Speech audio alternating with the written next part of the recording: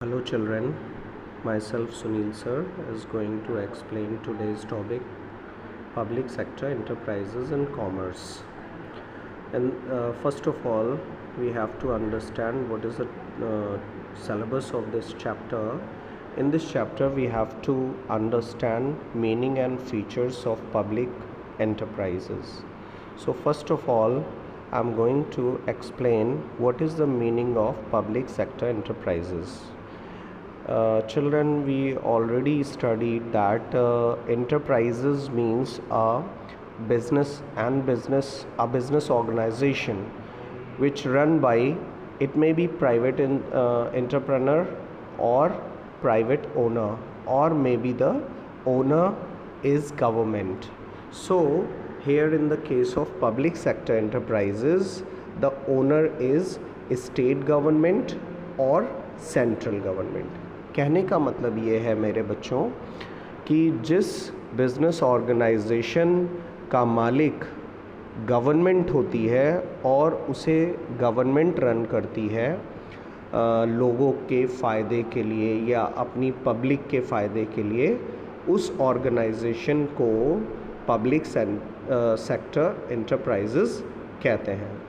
और public sector enterprises का main motive profit earn करना नहीं होता है, बल्कि लोगों को सर्विस प्रोवाइड करना होता है. तो इस तरह से जिस भी इंडस्ट्रियल या कॉमर्शियल एंटरप्राइजेज़ का ओनर स्टेट गवर्नमेंट होगी या सेंट्रल गवर्नमेंट होगी, वो पब्लिक सेक्टर एंटरप्राइजेज़ कही जाएगी. अब इसके कुछ फीचर्स हैं. फीचर्स का मतलब ये है कहने का कि इस पब्लिक सेक्टर एंटरप्राइजेज़ में क्या ऐसा है जो स्पेशली शो करता है कि ये एक पब्लिक सेक्टर एंटरप्राइजेज़ है. तो इसके कुछ फीचर्स हैं, जैसे कि first feature is state ownership.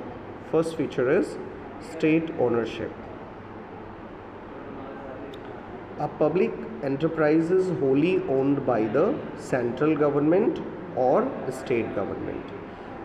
I have already told that if a enterprises, if a business organization is a public sector enterprise, then the owner of this organization must be the state government or central government.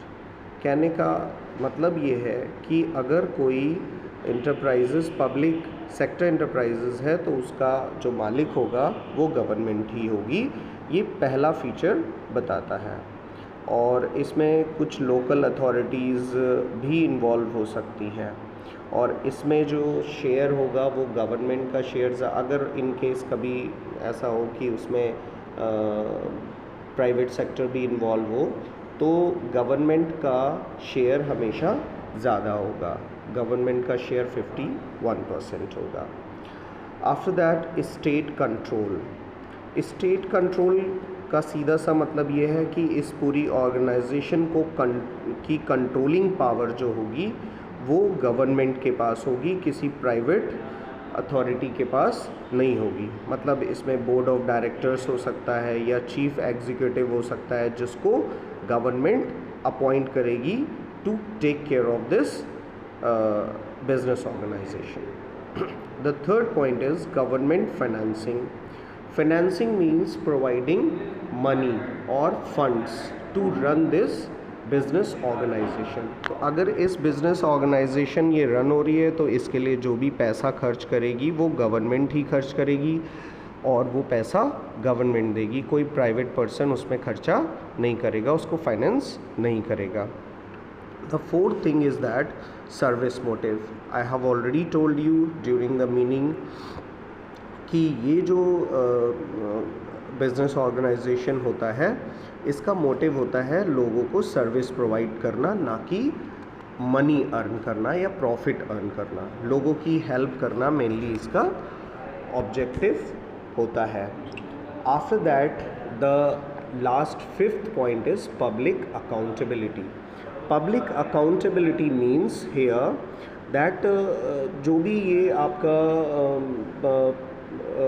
Enterprise जो work करेगा या business organisation जो work करेगा, उसके लिए government को जवाब देना होगा, और वो जवाब जो है गवर्नमेंट को वो पब्लिक को देना होगा। लेकिन पब्लिक डायरेक्ट सामने नहीं आती है। जैसे कि अब देखिए पार्लियामेंट में कि कोई भी बिज़नेस रन हो रहा है, गवर्नमेंट की उसकी ज़िम्मेदारी है, तो पार्लियामेंट में उससे जो वहाँ के रिप्रेजेंटेटिव्स होते हैं, जैसे एमपीज़ हैं, एमएलएज़ हैं, वो क्वेश्चन पूछ सकते हैं कि आपकी ये पब्लिक सेक्टर एंटरप्राइज जो है इस नाम की, और ये कैसे वर्क कर रही है, इसका प्रॉफिट कैसा चल रहा है, इसमें काम ठीक से हो रहा है या नहीं हो रहा है।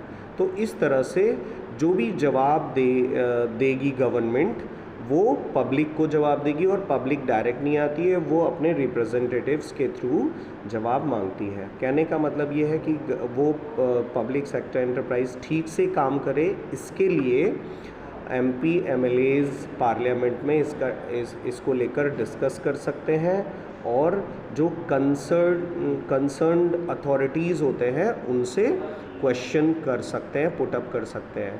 So I hope, my dear students, you understand the topic public sector enterprises, its meaning and characteristics. Thank you.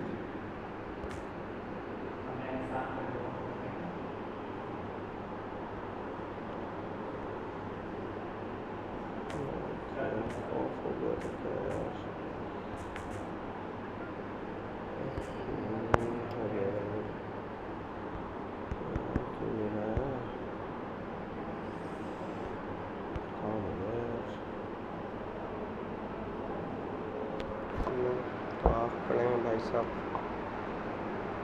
क्या मतलब